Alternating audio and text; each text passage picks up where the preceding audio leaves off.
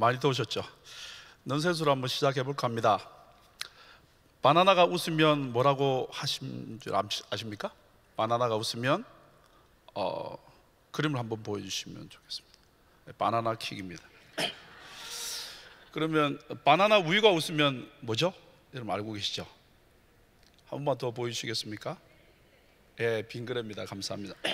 우리 옆에 분에게 빙그레 웃으면서 인사하시겠습니다. 참 잘 오셨습니다. 네, 빙그레 우셔야 됩니다. 감사합니다. 잘 반응해 주셔서. 우리 사부 예배 때는 청년들이 잘 반응을 안 해줘가지고. 하나만 더 보여주시겠습니까? 코끼리 두 마리가 서로 싸웁니다. 코끼리를 한번 보이실래요? 그래서 막 코끼리가 막 싸우다가 그만 코가 떨어져 버렸습니다. 그럼 어떻게 되는 거죠? 끼리끼리가 되는 겁니다. 우리 주님을 사랑하는 사람들, 우리 끼리끼리 함께 모였습니다. 아멘입니까? 우리 끼리끼리 함께 축복하십시다. 말씀으로 은혜 받으십시다. 우리 같이 인사하겠습니다. 아직까지 그 그림 묵상하고 계신 분이 계십니다. 오늘 저는 제목을 힘든 나를 중보자로 라는 제목으로 함께 말씀을 나누기를 원합니다. 다윗은 부모에게도 인정받지 못했습니다. 세상적으로 천한 직업이었던 목자였던 다윗, 골리앗을 물리치고 일약 스타가 되었습니다. 그리고 승승장구하다가 그만 사울 왕에게 미움받아서 광야와 이방 땅을 10년 이상 가진 고생을 하며 돌았습니다. 심지어는 대적하는 나라에 가서 미친 척을 해야 했고, 그리고 정말 죽지 못해서 사는 안타까움도 있었습니다. 그러나 그것보다 더 힘든 것은 여러분 뭐라고 생각하십니까? 바로 아들 압살롬의 반역이었을 것입니다. 왕궁을 떠나야 했고요, 그 다음에 도망가는 길에 사울의 친족인 시므이가 나와서 돌을 던지며 계속해서 저주까지 했습니다. 정말 이게 왕으로 무슨 쪽팔림입니까? 다른 대적도 아니고 자기 아들로부터 시작되었으니까 말입니다. 그런데 다윗에게 진짜 힘든 것은 뭐라고 생각하십니까? 우리 1절 말씀 한번 보시겠습니다. 같이 한번 읽겠습니다. 시작. 여호와여, 내가 주께 부르짖으니 나의 반석이여 내게 귀를 막지 마소서. 주께서 내게 잠잠하시면 내가 무덤에 내려가는 자와 같을까 하나이다. 말씀을 계속 보여주시면요, 여기 보면 다윗이 힘든 내용이 뭐냐면, 첫 번째는 뭐냐면 하나님이 내게 귀를 막는 것 같은 상황입니다. 마치 하나님이 내게 귀머거리가 된 것처럼 아무리 불러도 대답하지 않는 그런 상황. 두 번째는 뭐냐면 하나님이 잠잠하다라는 거예요. 묵묵부담이라는 거예요. 반응하지 않는다라는 거예요. 우리 신앙생활에 참 힘든 건 뭐냐면 하나님께 물으면 말씀이 오고 찬양하면 눈물이 나고 그 다음에 매일 주시는 말씀 가운데 하나님의 음성이 들려야 되는데 그렇지 않을 때 참 힘들다라는 거예요. 그런데 더 힘든 것은 뭐냐면 바로 세 번째에 나오는 겁니다. 내가 무덤에 내려가는 자 같을까 하나이다, 이 말입니다. 여러분, 무덤에 내려가는 자, 이 말은 뭐냐면 무덤, 구덩이, 소홀의 입구, 즉 무덤에 내려가는 자는 단지 생명을 끊어버리는 그것이 아니라 하나님이 계시지 않는 곳으로 떨어지는 것. 이 말씀은 뭐냐면 하나님과의 단절을 말합니다. 다윗이 정말 힘들었던 것은 여러 가지 상황 가운데 쪽팔림을 당하고 힘든 그런 상황도 있지만 하나님의 사람으로 늘 하나님과 대화하며 그리고 하나님께 묻고 하나님의 음성을 듣는 그런 사람이었는데, 하나님이 마치 무덤에 있는, 내가 무덤에 있는 것처럼, 그래서 하나님과 도저히 대응할 수 없는, 하나님을 만날 수 없는, 하나님의 음성을 들을 수 없는, 그래서 그분이 계시지 않는 그 나라에 나 혼자 떨어진 것 같을 때 힘들었다는 거예요. 그 상황이 다윗에게는 힘이 들었다는 거죠. 과연 이때 다윗은 어떻게 했냐는 거죠.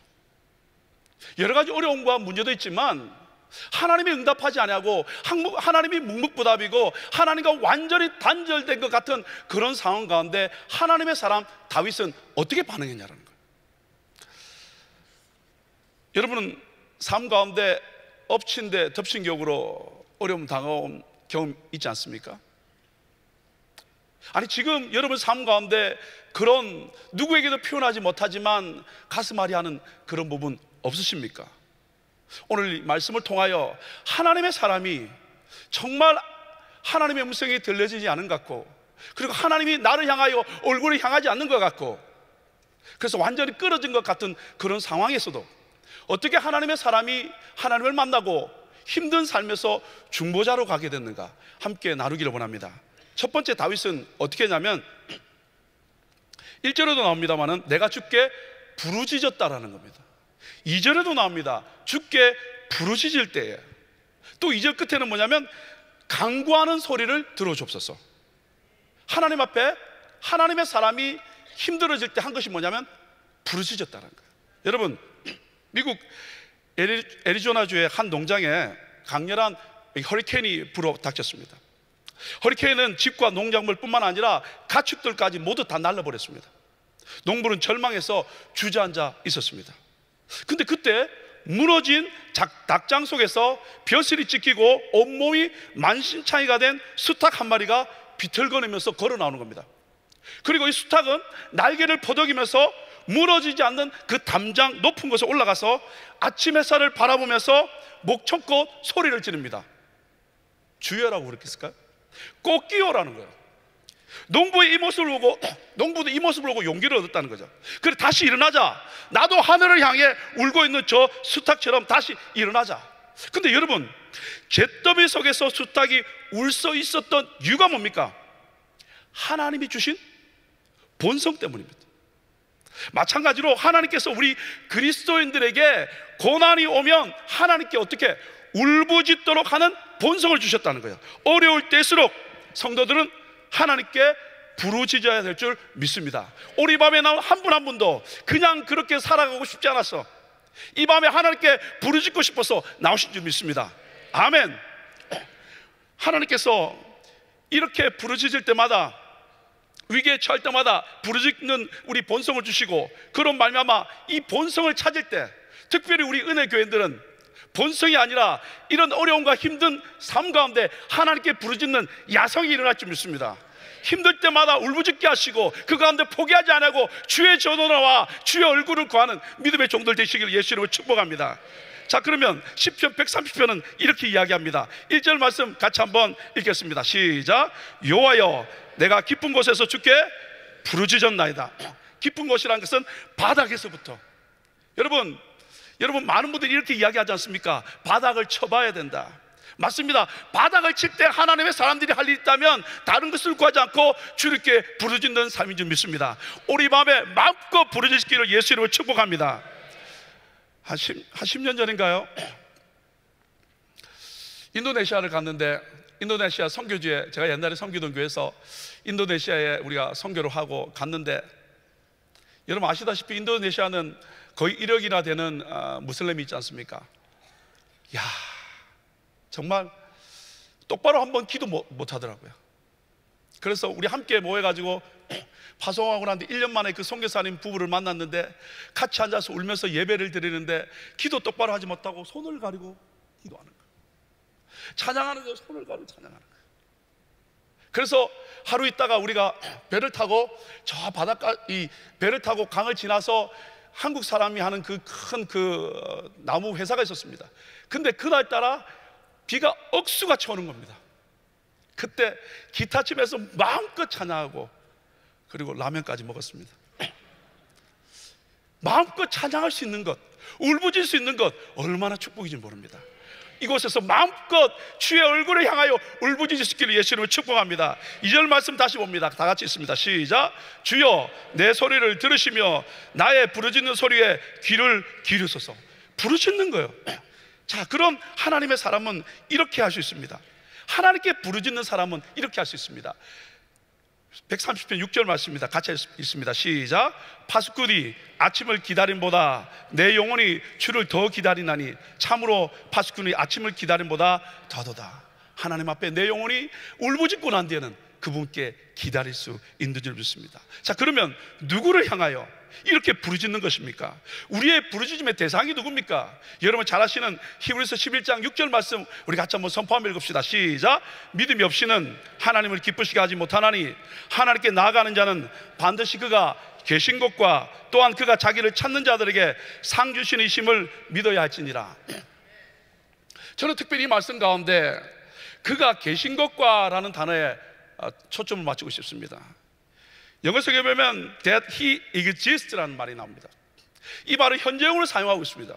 하나님은 과거의 하나님이 아니라 아브라함과 이삭과 야곱의 역사하신 그 하나님은 지금도 살아 역사한다라는 거예요. 오늘 이 밤에 여러분이 하나님 앞에 기도할 때 그 하나님은 죽은 하나님이 아니라, 옛날의 하나님이 아니라, 과거의 하나님이 아니라 지금도 살아 역사하신 하나님, 여러분보다 먼저 이곳에 오셔서 여러분 한 분 한 명에게 은혜 주시기를 원하시는 그 하나님께 울부짖으시기를 예수 이름으로 축복합니다. 아멘. 뿐만 아니라 그 하나님은 어떤 하나님이라는 거예요.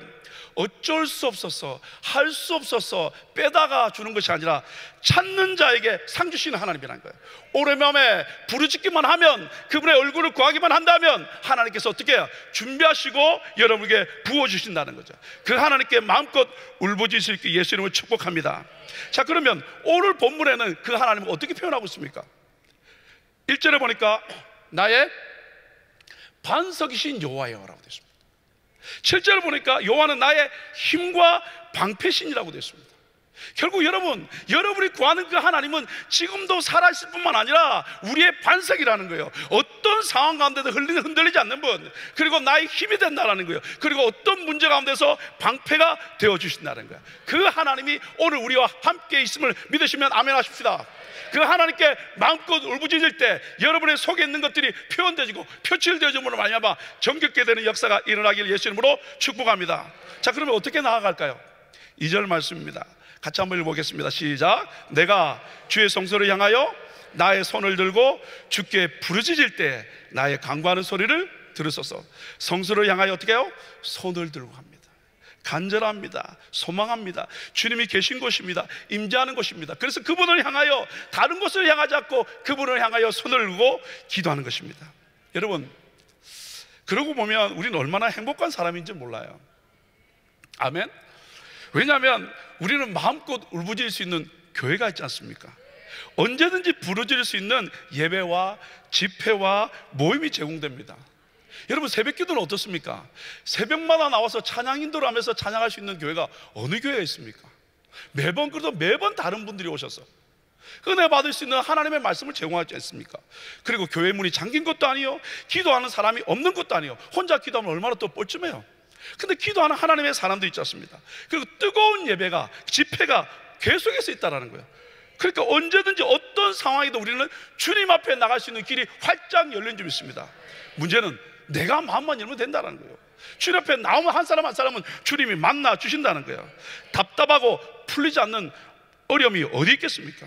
이제 여러분, 오늘 우리 가운데 정말 힘들고 어려운 그런 상황, 누구도 해결해 줄 수 없는 그런 상황이라면 하나님의 사람이 할 첫 번째는 뭐냐면 부르짖는 겁니다. 죄송한데 쇼컷은 없습니다. 다른 길 없습니다. 울부짖는 거, 그거부터 시작입니다. 자, 그러면 그리고 난데 다윗은 어떻게 했을까요? 여러분, 다윗은요, 하나님께 부르짖고 난 뒤에 그 다음부터는 하나님께 고발합니다. 쉽게 말하면 하나님께 고자질합니다. 하나님께 일러바칩니다. 3절 말씀 한번 볼까요? 3절 같이 읽겠습니다. 시작. 악인과 행악하는 자와 함께 나를 끌지 마옵소서. 저희는 그 이웃에게 화평을 말하나 그 마음에는 악독이 있나이다. 좀 어렵습니다. 현대인의 성경을 읽어봅시다. 우리 수준에 맞게 같이 읽겠습니다. 시작. 악을 행하는 악인들과 함께 나를 벌하지 마소서. 그들은 자기 이웃에게 다정하게 말하지만 그 마음에는 그래요. 하나님, 악을 행하는 사람을 보십시오. 저들과 함께 나를 벌하지 마십시오. 저들은요, 말로는 다정하게 하지만 어떻게 해요? 마음에는 어떻게 칼을 가지고 있는 거예요. 하나님, 저 사람들 하나님이 그냥 놔두면 안 된다는 거죠. 4절은 또 뭐라고 말씀하고 있습니까? 4절 같이 읽을까요? 시작. 저희의 행사와 그 행위에 악한 대로 갚으시며 저희 손에 지은 대로 갚아 그 마땅히 받을 것으로 보응하소서. 하나님, 저희들의 행사, 저희들의 행위 하나님 보셨잖아요. 하나님께 다 어떻게 곤지르는 거예요. 다 일러 바치는 거예요. 그렇죠? 그리고 저희 손에 지은 대로 하나님 다 갚아 마땅히 받을 것을 하나님 보응해달라고 하나님께 이야기하는 거예요. 자, 그 다음에 5절 말씀 한번 가볼까요? 같이 있습니다. 시작. 저희는 여호와의 행하신 일과 손으로 지으신 것을 생각지 아니하므로 여호와께서 저희를 파괴하고 건설치 아니하시리로다. 여기 보면 저들은요, 하나님께서 행하신 일, 하나님이 손으로 지으신 일에 생각지 아니한다. 이 말은 뭐냐면 관심이 없다는 거예요. 무슨 말씀입니까? 우리뿐만 아니라 하나님, 저 악인들이 나한테뿐만 아니라 믿는 사람 우리들뿐만 아니라 하나님을 향하여도 아예 생각지도 않고 향하지도 않고 경외하지도 않고 예배하려 하지도 않고 하나님께 관심도 없고 함부로 한다라고 하나님께 어떻게 다 일러 바쳐버린다는 거예요. 그러니까 하나님 어떻게 하라는 거예요? 심판해 주십시오라는 거예요. 사랑하는 여러분, 사람에게 말하지 마시고 뒤에서 수군덕거리지 마시고 하나님께 구하십시오. 우리는 억울하면 그 억울한 것을 꼭 증명받고 싶어요. 나 얼마나 억울한지 아니? 라고 이야기하면서 그 억울한 것을 이야기해서 어떤 사람을 내 편으로 만들어요. 그리고 내 편을 만들어서 그들과 함께 또 다른 사람을 공격하게 만든다. 그러면 어떻게 해요? 나누어진다는 거예요. 근데 하나님의 사람은 어떻게 하라는 거야? 하나님께 내 마음에 있는 것을 pouring out, 다 퍼부으라는 거예요. 이 작업이 우리 가운데 필요하다는 거예요. 그렇게 기도할 때 콧물, 눈물 이런 것들이 흘러납니다. 주께 부르짖습니다. 주님께 다 일러 바칩니다. 이게 하나님의 사람들이 할 일이라는 거예요. 근데 다윗이 어떻게 그렇게 할 수 있었을까요? 오늘 여러분 하신 묵상도 마찬가지입니다. 예레미야 25장 말씀 가운데서도요, 하나님은 공의의 하나님인 것을 알았습니다. 그래서 믿는 우리들을 향하여는 어떻게 해요?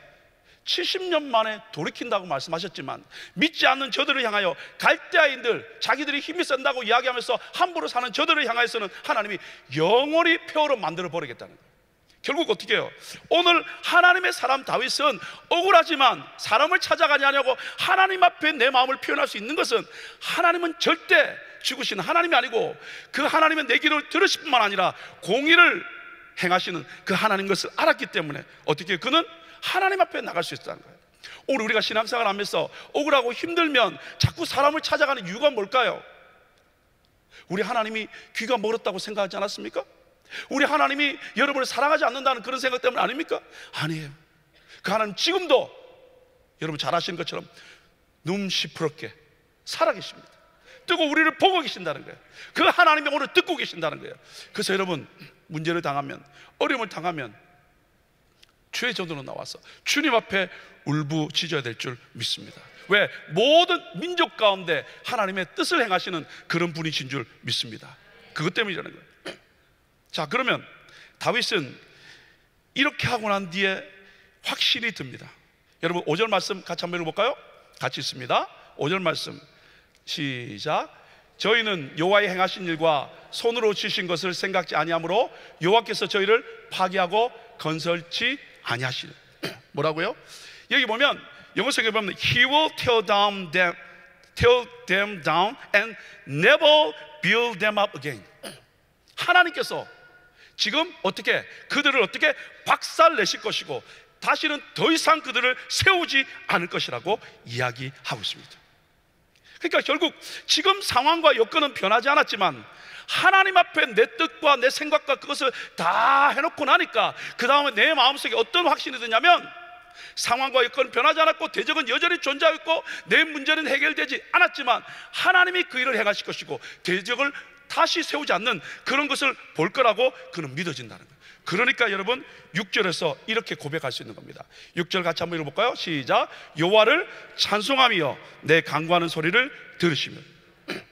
하나님이 전혀 들었지 않으신 것 같고 하나님의 임재가 없는 것 같아 너무 힘들었지만 그 가운데 다윗은 나의 간구하는 소리를 들으소서라고 했는데 하나님이 내 간구하는 소리를 들으시니까 이제 어떻게 해요? 그 확실히 드니까 상황과 여건은 변하지 않았지만 내가 할 수 있는 건 뭡니까? 찬양이 나온다. 우리도 그렇지 않습니까? 하나님 앞에 내 문제 때문에 갔는데 여전히 문제가 대적은 있고 그 문제는 해결되지 않았지만 기도하고 내 마음을 퍼붓고 나니까 내 마음속에서 뭐가 일어납니까? 감사와 찬양이 일어나는 거예요. 이게 바로 하나님의 사람들이 경험해야 될 일 아니겠습니까? 7절 말씀 한 번만 더 볼까요? 이렇게 고백합니다. 7절 말씀 우리 선포하며 읽었으면 좋겠습니다. 28장 7절 말씀입니다. 같이 한번 읽어보겠습니다. 시작. 여호와는 나의 힘과 나의 방패시니 내 마음이 저를 의지하며 도움을 얻었도다.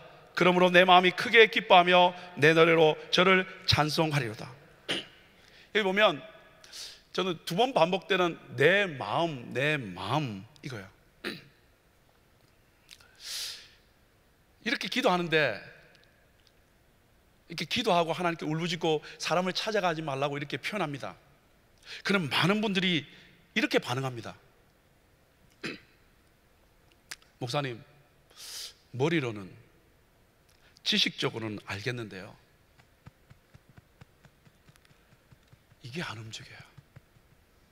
이런 말씀 많이 하시지 않습니까? 목사님, 하나님의 말씀은 이런 거 제가 알겠고요, 그리고 제가 신앙생활하고 성경 공부해서 알겠습니다. 그런데 제 마음이 안 움직여요 라고 이야기합니다. 그럼 보통 많은 분들이 여기서 포기해버립니다. 마음이 안 움직인다고 그러니까. 그렇지 않습니까? 근데 왜 그렇습니까? 왜 내 마음이 움직이지 않는 겁니까? 여러분, 여기서 넘어가시면 안 돼요. 여러분, 만약에 내 마음이 움직이지 않는다고 여기서 넘어가 버리면 지금까지 한 모든 것은 다 허사입니다. 왜 내가 마음이 안 움직이냐면 자꾸 사람을 보는 거예요. 환경을 보는 거예요. 내가 계산해 보는 거예요. 그러면 다윗은 어떻게 하면 이 마음이 움직여서, 다윗처럼 우리가 어떻게 하면 이 마음이 움직여서, 머리로 아는 것과 이 마음이 움직여서, 여기 보면 7절을 보니까 내 마음이 저를 의지하며 내 마음이 크게 기뻐하며 노래하며 저를 찬송할 수 있을까요? 아직 현실은, 상황은 하나도 바뀌지 않았는데 성경 공부해서 머리로 하는 그것과 내 마음이 움직임으로 말미암아 하나님 앞에 나갈 수 있을까요? 그래서 정말 고백하며 찬양할 수 있을까요? 안 되시면 지금까지는 죄송한데 머리로 하신 거예요. 머리로 하셔서는 안 돼요. 그러면 다시 첫 번째로 가셔야 돼요. 두 번째로 다시 가셔야 돼요. 신앙은 이론이 아닙니다. 실제입니다. 부르짖으셔야 됩니다. 간구하셔야 됩니다. 사람이 아니라 주님께 일을 바쳐야 됩니다. 우리 이번에 박순애 전사님 통해서 말씀했지 않습니까? 죽도록 기도해보고 난 뒤에 포기해도 늦지 않다는 거예요. 우리는 내가 하는 신앙 지식 때문에 내 마음이 움직이지 않는다고 여기서 포기해버리는데, 아닙니다. 우리가 공부했지 않습니까? 히브리서 11장 6절은 그 하나님은 지금도 살아 역사하는 분이라고요. 찾는 자에게 상 주시는 분이라고요. 그 마음이 안 움직이면, 하나님의 말씀이 선포되었는데 내 마음이 안 움직이면 할 일은 뭐냐면 하나님 앞에 내 것을 더 내어드리고 나가야 된다는 거예요. 근데 많은 분들이 알고는 계세요. 근데 마음이 안 움직인다고 뒤로 물러나가 버려요. 그럼 지금까지 한 것은 죄송한데 허사가 되어버려요. 여러분, 에베소서 4장 13절 말씀 아시지 않습니까?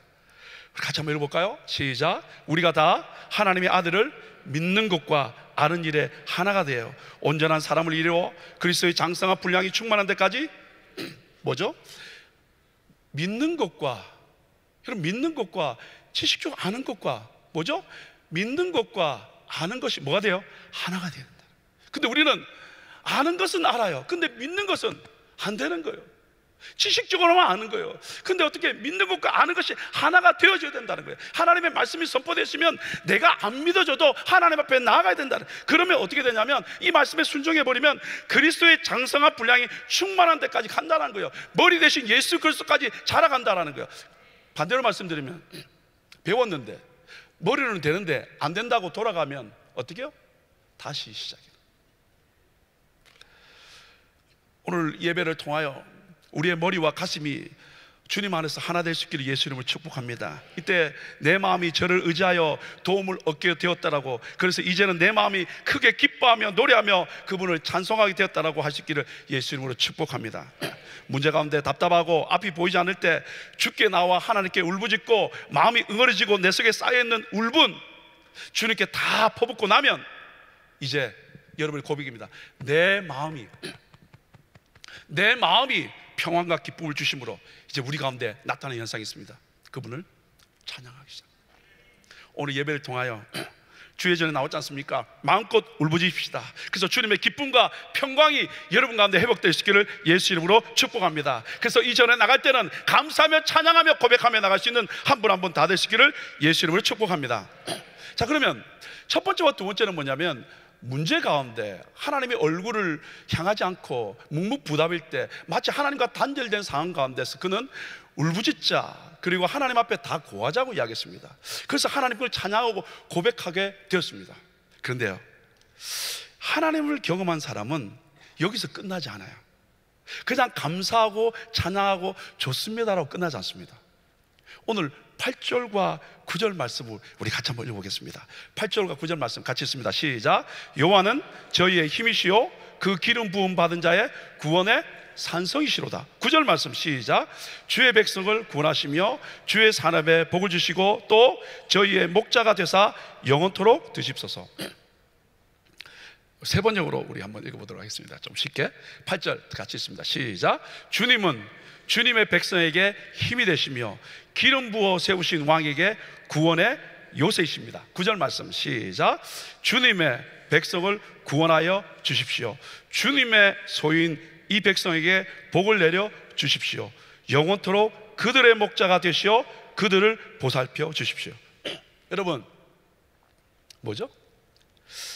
고난 가운데 하나님을 경험한 사람은 어디 단계까지 가냐면 이제 문 영혼을 향하여 기도하는 중보 단계까지 간다는 거예요. 이게 진짜라는 거예요. 여러분, 내가 힘들면, 내 코가 석자면 솔직히 다른 사람이 보이지 않아요. 그렇지 않습니까? 다른 사람 신경 쓸 여유가 없습니다. 다른 사람의 관심을 가질 수도 없습니다. 근데 은혜 받고 나면, 하나님의 은혜가 들어오고 나면, 내 안에서 감사와 찬양이 넘쳐나고 나면 그 다음에 어떻게 해요? 옆에 영혼이 보기 시작한다는 거죠. 하나님의 임재, 하나님의 영광 가운데 들어가고 나면 어떻게 해요? 이제 주위에 있는 영혼이 보인다는 거예요. 내 문제 때문에 힘들었던 다윗이 하나님을 만남으로 말미암아 감사와 찬양이 넘쳐나고 나니까 이제부터 어떤 기도를 드리냐면 은혜와 사랑을 경험한 왕같은 제사장으로 어떻게 해요? 결국 고난 가운데 있는 백성들을 향하여 어떻게 중보하는 단계까지 간다는 거예요. 이게 바로 하나님의 사람들에게 준 축복이라는 거예요. 오늘 예배 나오는 한 분 한 분 내 문제를 가지고 기도하러 왔지만 함께 기도할 때 감사와 찬양이 넘쳐나고 하나님의 영광과 임재를 누려보는 말미암아 이제는 어떻게 해요? 영혼이 보이고, 그죠? 힘든 사람이 보이고 아파하는 사람이 보이고 그 사람을 향하여 거룩한 눈물이 회복될 때 이게 바로 정말 하나님이 원하시는 복된 믿음의 삶인 줄 믿습니다.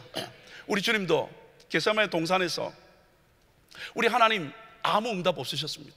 그러나 포기하지 않고 우리 위해서 중보함으로 말미암아 우리를 살리는 그 사역 감당하셨습니다. 우리 함께 기도하는 사람들은 내 문제 때문에 내 문제에 빠져서 내 문제로 말미암아 고통하고 신음하다가 또 내 문제 때문에 밖으로 나가는 사람이 아니라 그 문제 때문에 왔지만 하나님의 뜻을 알고 나면 하나님의 평강과 기쁨의 회복됨으로 말미암아 우리를 통하여 문 영혼이 보이고 죽어가는 영혼이 보이고 우리를 통해서 주님 만나야 될 영혼이 보이고 우리를 통해서 구원되어야 될 열방이 보이는 역사가 일어나기 예수님을 축복합니다. 이것이 바로 하나님이 우리 교회를 세우신 귀한 목적인 줄 믿습니다. 그럴 때 우리는 어떻게 할 수 있습니까? 그들을 위해서 중보할 수 있습니다. 우리 함께 8절 말씀, 9절 말씀 우리 쉬운 성경으로 한번 읽어보겠습니다. 그리고 마지막 기도 한번 마치겠습니다. 8절 다 같이 읽습니다. 시작. 주님은 주님의 백성에게 힘이 되시며 기름 부어 세우신 왕에게 구원의 요새이십니다. 9절 말씀 시작. 주님의 백성을 구원하여 주십시오. 주님의 소인 이 백성에게 복을 내려 주십시오. 영원토록 그들의 목자가 되시어 그들을 보살펴 주십시오. 믿는 나에게 가장 힘든 단절된 것 같은 경험을 통해서 하나님은 우리를 축복자로 중보자의 삶이 되게 만들어 주십니다. 가장 힘들었던 내가 주님을 만남으로 우리 오늘 이 밤에 내 기도뿐만 아니라 영혼을 위해서 기도할 수 있는 아름다운 밤 될 수 있기를 예수 이름으로 축복합니다. 한번 따라 합시다. 첫째, 있습니까? 같이 읽습니다. 시작. 하나님의 백성인 누구누구를 구원하여 주십시오. 이게 첫 번째 기도입니다. 9절 말씀. 둘째, 시작. 주님의 소유인 누구누구에게 복을 내려 주십시오. 우리 같이 한번 선포할까요? 시작. 주님의 소유인 이번 두 번째로 한번 다시 가볼까요? 주님의 시작. 주님의 소유인 누구누구에게 복을 내려 주십시오. 세 번째입니다. 같이 있습니다. 시작. 영원토록 누구누구의 목자가 되시어 보살펴 주십시오. 이렇게 세 가지를 놓고 우리 함께 기도하면서 하나님 앞에 나갈 수 있는 귀한 밤 될 수 있기를 예수 이름으로 축복합니다.